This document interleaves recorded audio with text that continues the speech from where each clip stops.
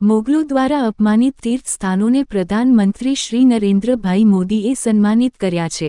પૂજ્ય શ્રી પ્રફુલ્લભાઈ શુક્લ, નવસારી જિલ્લાના national highway 48 પર આવેલ એંદલ ગામે પર્વત પર બિરાજેલા ચંડિકા માતા મંદિરે આજે વિશ્વ વંદનીય કથાકાર પૂજ્ય શ્રી પ્રફુલ્લભાઈ શુક્લે ધ્વજારોહણ કર્યું હતું. માતાજીના આ મંદિર ઉપર મોગલો દ્વારા હુમલો કરાયો હતો.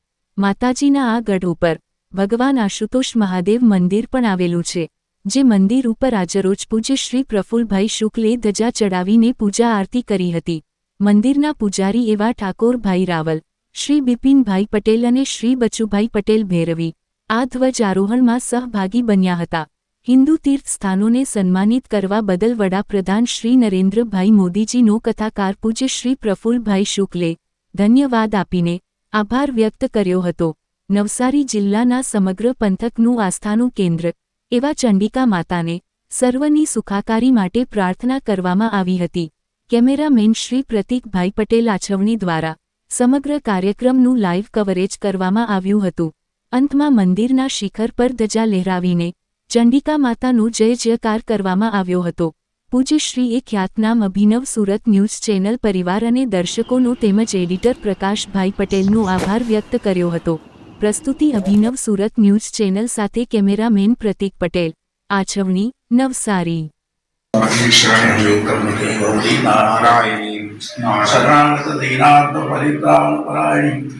सर्वस्यात्य हरे देवी नारायणी नमस्ते. जय तम देवी चामुंडे, जय भूतात्महा, जय सर्वगते देवी का चंडिका मात की जय. जय मां जय मां चंडिका मात की जय. નેશનલ હાઈવે 48 પર એંદલ ગામની અંદર પર્વત પર બિરાજેલા મા ચંડિકાના આજે દર્શન કર્યા, ધજા ચડાવી અને મા ચંડિકા હાજરા હજુર છે આ સ્થાન ઉપર. મારી સાથે એ સ્થાનના પૂજારી, ચંડિકા માતાના પૂજારી ઠાકોરભાઈ રાવલ, બિપિનભાઈ પટેલ ભૈરવી, બચુભાઈ ફુલજીભાઈ પટેલ ભૈરવી સાથે ઉપસ્થિત છે. મા હંમેશા પર્વત ઉપર બિરાજે છે.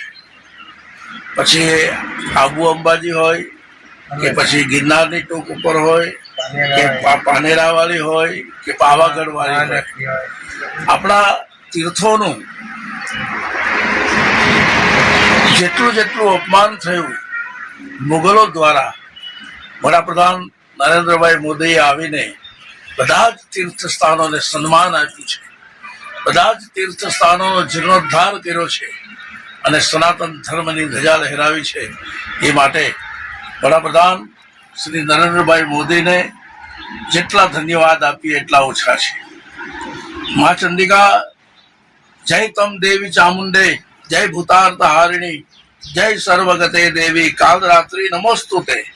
આ મા ચંડિકા ચંડ મૂળનો નાશ કરનારી, ભક્તોનું કલ્યાણ કરનારી અને સર્વને સુખ આપનારી એવી મા ચંડિકા છે. આજે એંધલની અંદર આ માને ધજા ચડાવીએ છીએ. માનું દર્શન અને પૂજન કરીને ધન્ય થયા છીએ. મા ચંડિકાના ચરણોમાં પ્રાર્થના છે. અત્યારે ચારે બાજુ વરસાદ વરસી રહ્યો છે, ચારે બાજુ મેઘ તાંડવ રચાયું છે અને કુદરતી સૌંદર્યની વચ્ચે કુદરતના ખોળામાં આ ચંડિકા માતાનું મંદિર આવેલું છે. એ ચંડિકા માતાને વારંવાર નમન છે. દેહી સૌભાગ્યમ આરોગ્યમ, દેહી મે પરમમ સુખમ, રૂપમ દેહી જયમ દેહી, યશો દેહી દિશો જયી. હે માં, મને રૂપ આપ, મને જય આપ, મને યશ આપ અને મારા શત્રુઓનો નાશ કર. આ જગતનું કલ્યાણ કર. વિશ્વમાં બધે શાંતિ આવે, બધાના જીવનમાં સુખ આવે, સંપત્તિ આવે, વૈભવ આવે એવી મા ચંડિકાના ચરણોમાં પ્રાર્થના છે. બોલો શ્રી ચંડિકા માતા કી.